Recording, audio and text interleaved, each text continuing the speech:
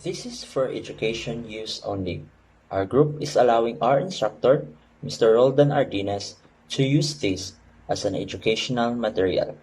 Hi, we are the group 2, and we will gonna report about the 6 core claims of globalization by Manfred Steger.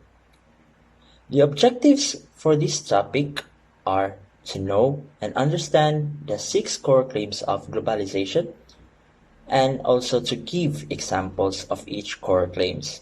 So let's get started. Philos-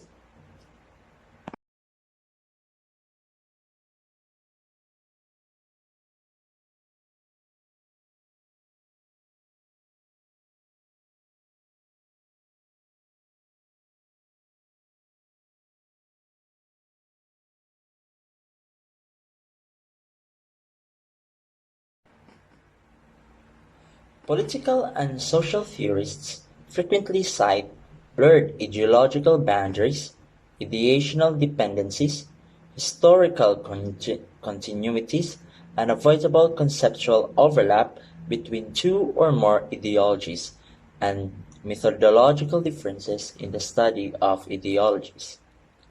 And there are the main reason for the considerable difficulties involved in determining the precise stage of emerging political belief systems. Many researchers also have scarcely hesitated to put forward a host of criteria and characteristics for separating thin ideational clusters from thick ideologies. Just like on Terry Eagleton's journal, where he insists that full-blown through systems typically contain 6 meanings. Also in Goran Thornborn, which is influenced by Louis Althusser, he defines them in terms of comprehensive cognitive functions. And also in John Thompson's, he associates it with mature ideologies with 5 operational modes. Because of Michael Frieden's commitment to a philosophical conceptual approach to the study of ideology, he suggests that mature ideologies display unique features anchored in distinct conceptual morphologies, like having conceptual units or patterns, and ideology thus permits its categorization. It is being held together by conceptual cores. It also sufficiently fertile to bear the weight of adjacent and peripheral concepts.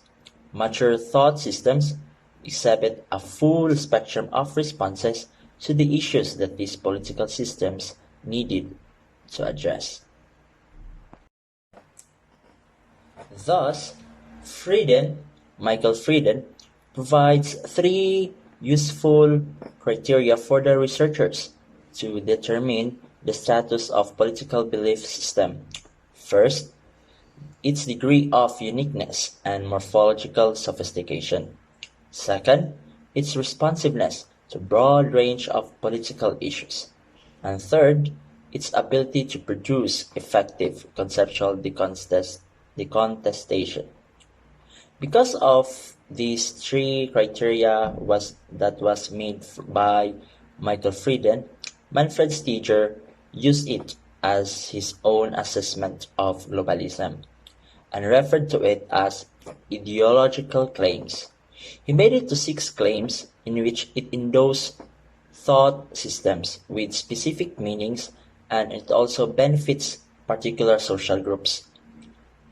So in this reporting, we're gonna be able to know and understand the 6 core claims of globalism, and that is 6 particular ways in which globalists decontest their master concept, globalization. Also, my fellow groupmates will be able to know, share, and understand, and also offers critical analysis of the political role of these 6 authoritative semantic chains as they absorb, alter, and rearrange ideas imported from established ideologies. And lastly, we will also share that the morphological sophistication, the political responsiveness, and potent decontestability of the major assertions of globalism leave little room for question as to its mature ideological status. A full spectrum of responses to the issues that these political systems need to address.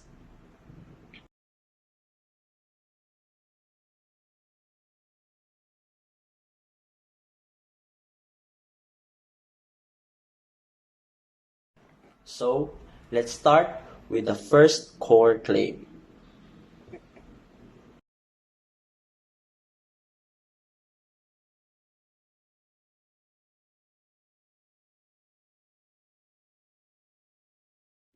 So here are the six core claims of globalization. The first is globalization is all about liberalization and global integration of markets. The connection between nations on a worldwide scale in order to advance the international economy is known as globalization. A more accurate definition of globalization would be a set of various, occasionally incompatible social processes that are altering our pre-existing social structures, a situation derived from the current system of independent nation-state. In fact, the majority of globalization is defined as a multi-phased set of social processes that expand, multiply, depend, and establish global social independencies and exchanges. At the same time, these activities help people become more aware of the risking links between the near and far. With the help of the semantic association, globalization, market, liberty, integration, what is actually a contingent of political endeavor, is established as fact. It convinces a sizable segment of the populace that its analysis of globalization serves as impartial assessment of the state of affairs in the real world. Based on the traditional liberal idea of the self-regulating market, this definition of globalization seeks to establish its formal significance for everyday life.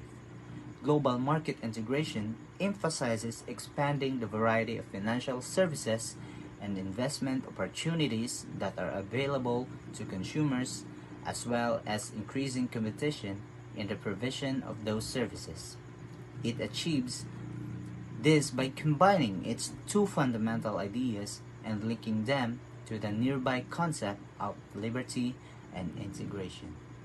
The benefit of globalization in terms of market liberalization and integration is that it switches from domestic markets to foreign markets, which means increases reliance on trade in products and services as well as reliance on foreign capital and their resources. So how do market integration and liberation affecting the economy? First one is to start. It expands the option available to anyone who desire to operate a business in a free market. Number two, because of the reduced pricing and healthier products, Western consumer can be grateful to producers in developing nations. Number three, there are increased chances that producers will be productive as a result of the needs and the labor allocation will be better. Number four, barriers to foreign investment would be removed, enabling the market to be reachable by everyone. And lastly, number five, higher growth rates will come from the unrestricted movement of capital.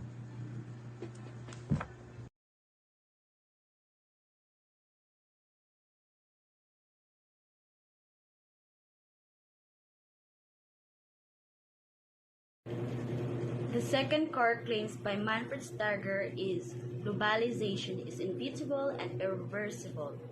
A developing thinking system that heavily pulls from neoliberalism and youth conservatism seems to think that trying to decongest globalization in such deterministic ways is a horrible technique. After all, throughout the 20th century, Both liberals and conservatives criticized Marxist socialism for underestimating human activity and disregarding individuality. A lot of the state leaders push for new liberal policies and proclaim that globalization is happening and no one can stop it. We live in a society where technology arises and helps to improve and make work easier. It opens the interconnectedness and interdependencies such as importing and exporting products around the world. Now it is much easier to pass information and send messages through social media. It is completely unavoidable. Example, technology. Technology is inevitable in our everyday lives. This is because life without technology is pointless in today's dynamic world. Imagine life without technology right now. What kind of life have we? Technology is part of our lives and is one of the key elements for mankind's survival in a quick-paced world.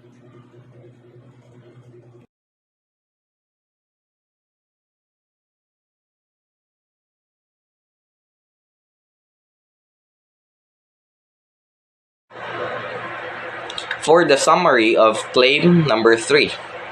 So the summary is that globalization agenda cannot be dominated by any socio-economic class or group if market forces determine the course of history.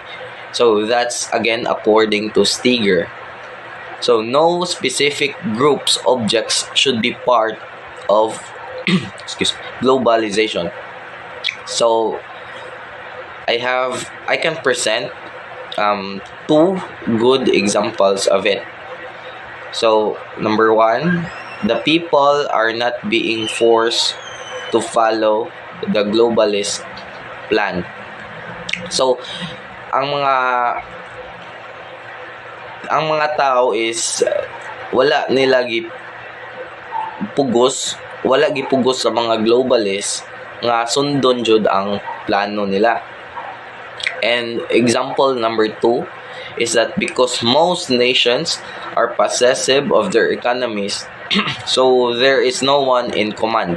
So as what I have said, nga most country or most nation dili jud na magsaba sa ilang mga agenda when it comes to economic.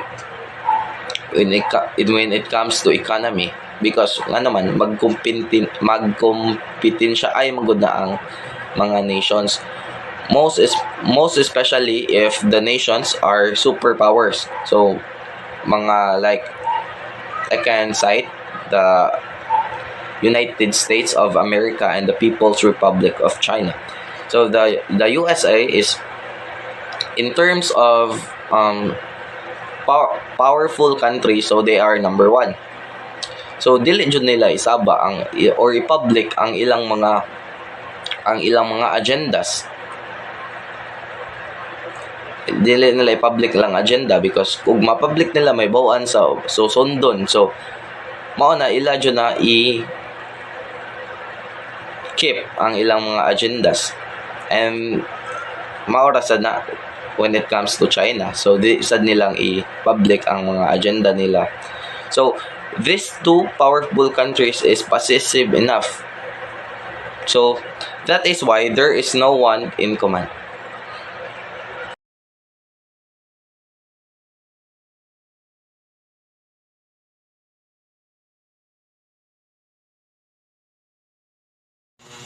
Claim 4. Globalization benefits everyone. Another remarkable instance of using seemingly incompatible ideologies under the umbrella of globalization. Globalization has produced economic growth. Additionally, it offers nations rapid information transmission, technological advancement, and the growth of specialized jobs. The future is really bright thanks to globalization, not just for our country, but for everyone. It has many benefits include an unheard increase in trade. The exposure of the most populous part of the world to international trade and chances for more emerging nations to raise their standard of life and the spread of skilled occupations, technological innovations, information transmission that is happening more quickly. So, why is economic growth very important to our globalization? Globalization increases the economic growth by contributing to the expansion of foreign trade volume. The increase of investment and productivity and global competition power. Okay?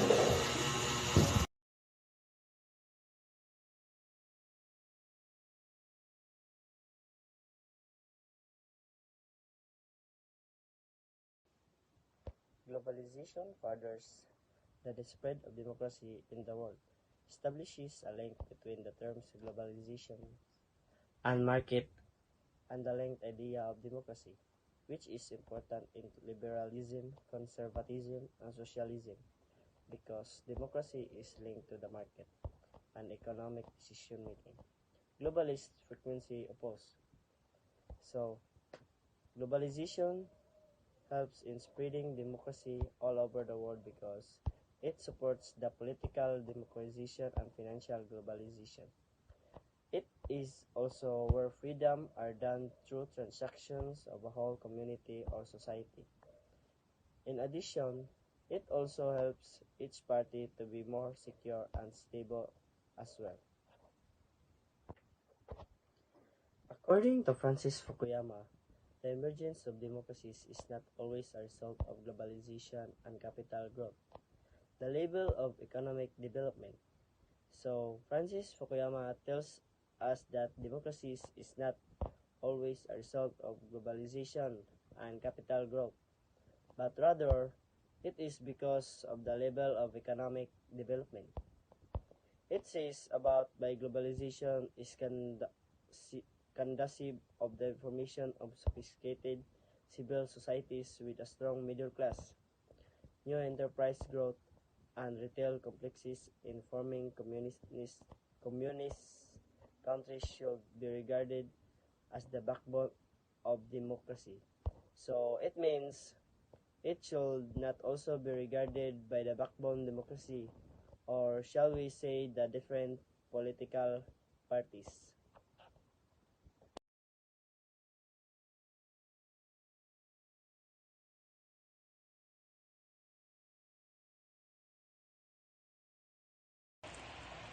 It is claim number 6 about globalization war on terror. The core claim number 6 of globalization is requires war on terror. So in this core, it emphasizes about terror. So based on research, terrorism terrorism is trying to stop pandaigdigang malayang kalakalan and pag-flourish sa economy. Also, this core takes about both political and philosophical adaptability. So, when we talk or hear about economic globalization, so it is like term to employ to do describe and such like expanding or independence of like the world economies as a result of um, like result of increase in global capital flows, the wide and the speedy diffusion of technology, and the size of a cross-border trade in both goods and services.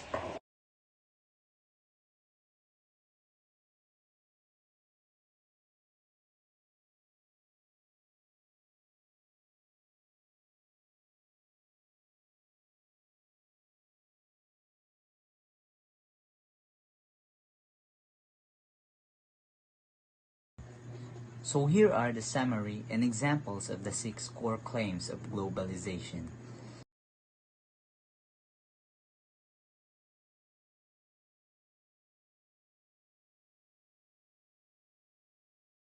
Claim 1 means the engine that drives world order in the market. Number 2 is a result of excessive government control over globalization, such as taxation, crime prevention, anti-competition laws, social services, and etc. And in the examples, this might be enable those looking to enter the free market as good entrepreneurs. Government laws, restriction, and regulation equals participation of private entities or liberalizations private entities.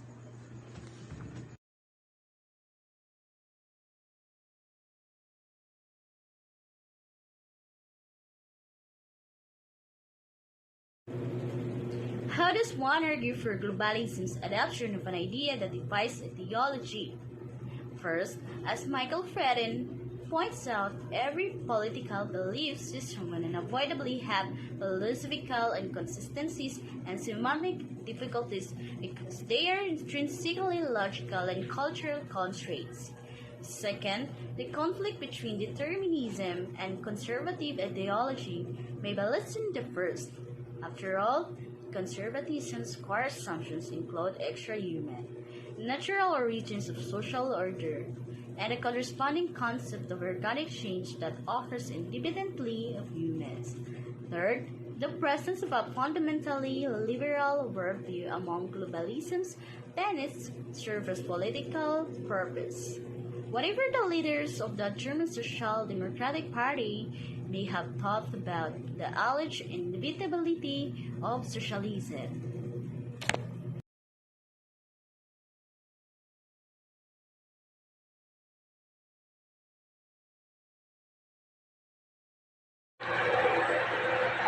Claim number 3. Nobody is in charge of globalization.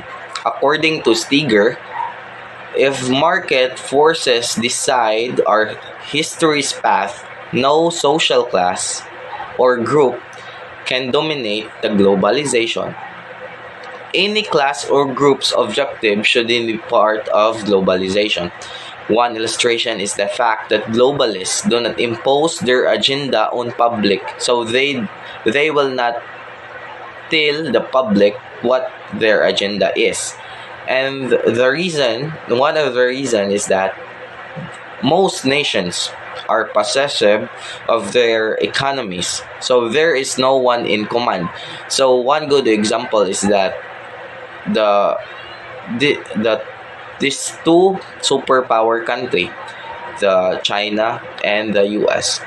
So they are both superpower. So ang superpower man sila, so they will not public their intentions or agendas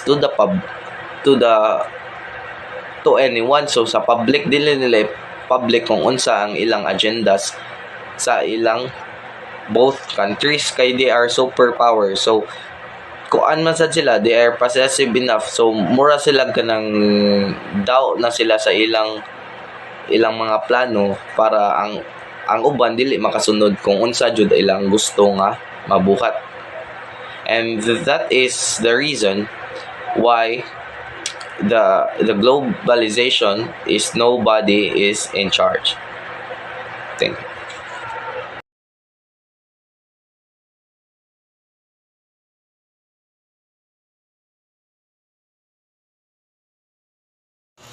Many people have been lifted out of poverty as a result of globalization, and the middle class has been expanded.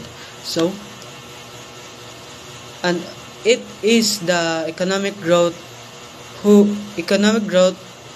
and globalization help the people lifted out of the poverty, and also the middle class has being expanded or became bigger. So, rapid information dissemination, technological advancement, and increase in profession requiring competence. So, they also increased the profession that required competency. So, example, Steve Jobs An entrepreneur who founded Apple amazed wealth through trading. Trade is expanding with countries like Bhutan, South Korea, and Libya, among others. So, as an entrepreneur, you should expand your product so that many people will buy your product across the globe. So that is the example.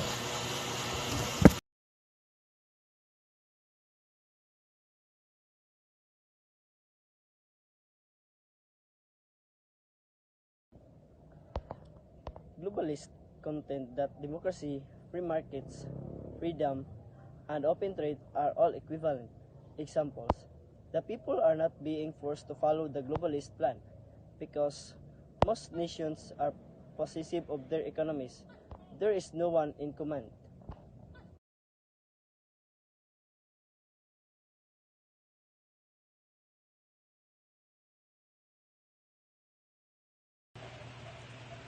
Okay, next slide. So, since there's a shift from globalism to nationalism, in behalf of our group, I will be the one to discuss to you about the philosophical as well as the political challenges that have been encountered. So, here are some three conceptual problems of how closely globalization is related to the idea of necessary global war terror. So the first problem is that the idea of a self-regulating market and historic inevitability were destroyed by the globalists who used their power to achieve their goals. So the globalists is using their powers to achieve their goals. So some self-regulating markets, also known as competitive market economies, means that without the help or interventions from outside source, an economic market system would able to manage all aspect of economics function. So the second one is that the aggressive visions of democracy and freedoms opposite to the widely known idea of the liberty is avoidance of forced applications under duress. And lastly, claim 6 is like, since it is the war on terror, appears to contradict the cosmopolitan issues associated with the term globalization, a challenge to conceptual integrity and globalism has arisen. So that concludes our video reporting about the 6 core claims of globalization. I do hope that all of you are able to learn and understand our topic. Always remember the 6 core claims of globalization, which are: globalization is the liberalization and global integration of markets. Globalization is inevitable and irreversible. Nobody is in charge of globalization. Globalization benefits everyone in the long run. Globalization furthers the spread of democracy in the world. And lastly, globalization requires a global war on terror. I'm Keith Brian Cayon, together with my groupmates Trisha May Havana, Lloyd Dangatan, Jasper Echivare, Joseph Alfred Apid, Glenn Kendrick Aberyon, and Julius Durban, saying thank you, God bless, and stay safe. Bye-bye.